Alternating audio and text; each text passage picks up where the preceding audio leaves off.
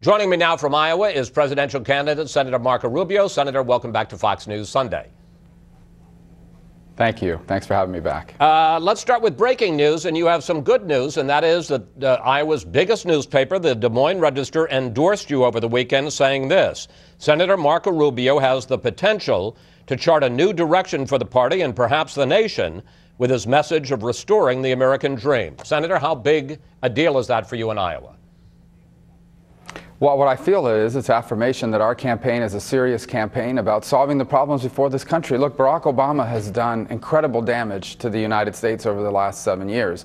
So our next president does need to be someone who's frustrated about that, but it also has to be someone that knows exactly what to do to undo all of this damage. And my whole campaign has been built on that and on a very fundamental promise, and that is that if we do what needs to be done, if the next president does what needs to be done, I believe this country can be greater than it's ever been, and I believe our children can be the freest and most prosperous Americans that have ever lived. So that's what our campaign is built on. That's why we're happy to have that endorsement. We had a second one here yesterday as well from another newspaper, the Sioux City Journal. So we feel very positive about the momentum that's gaining as we get closer to the caucuses. And as you know from prior experience, caucus goers in Iowa, many make up their mind on the day of the caucus or in the days leading up to it. So we feel like we're gaining momentum at just the right time.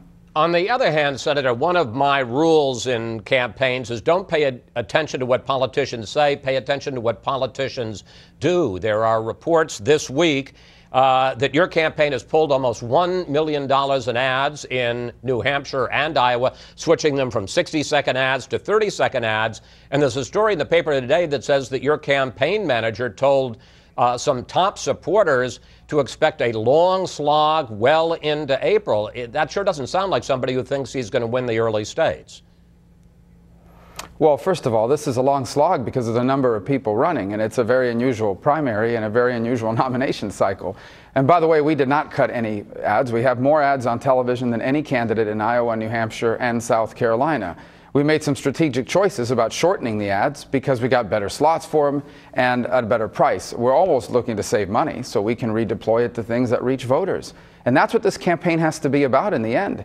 It has to be about convincing the largest number of voters possible that we are the right choice for the Republican Party. And I know this: if I'm our nominee, not only will Republicans be getting a solid conservative who will turn this country around, I will beat Hillary Clinton or Bernie Sanders. And in the end, that is what this is about for Republicans. We cannot allow Hillary Clinton to win. This country cannot afford 4 more years like the last 7. Meanwhile, Senator, I was shocked to learn this week that you have been the target of more negative ads, more attack ads by your rivals, $20 million in attack ads than any other candidate out there, especially from the so-called establishment candidates, your rivals.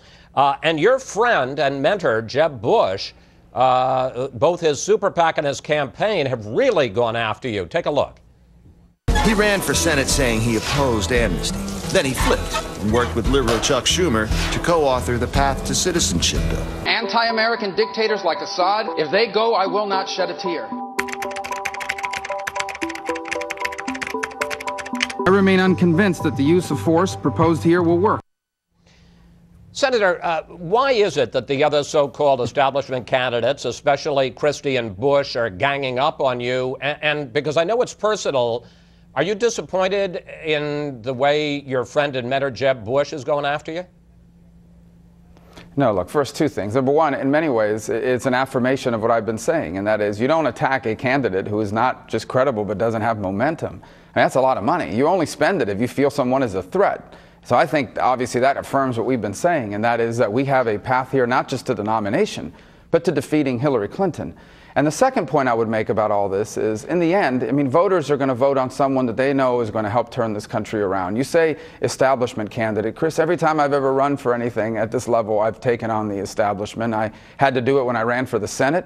And even now, when I decided to run for president, most of the establishment said to me, you can't run, it's not your turn, you need to wait. I mean, $20 million did not come in $50 increments. This is not grassroots money.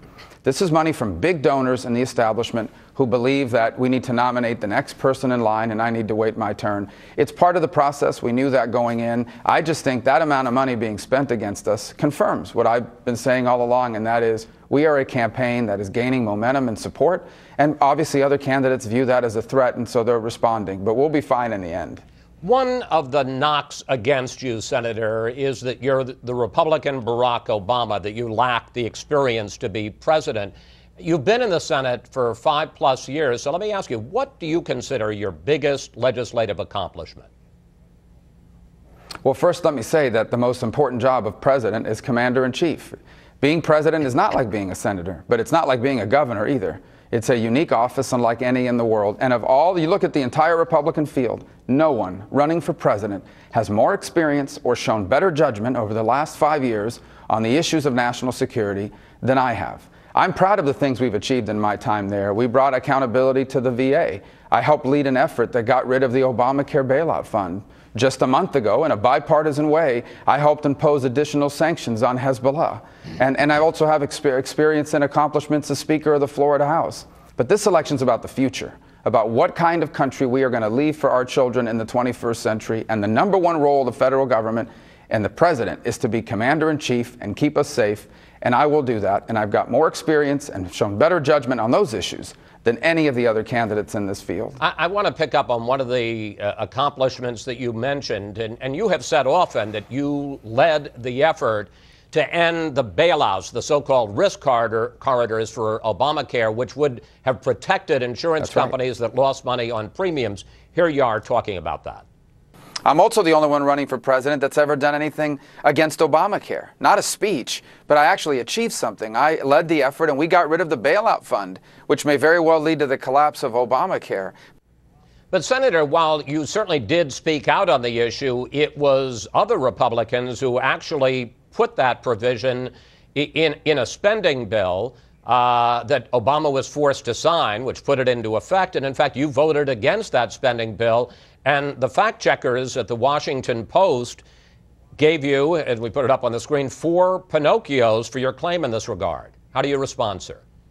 Well, they're wrong. First of all, the reason why it was inserted into that budget to begin with is because I was the first one to raise it, and I spent 1.5 years pushing this issue, communicating with the Speaker's office, communicating with the Majority Leader's office, communicating with my colleagues. For 1.5 years, I was the only one even talking about the risk corridor or the Obamacare bailout. It happened because we led the effort on it.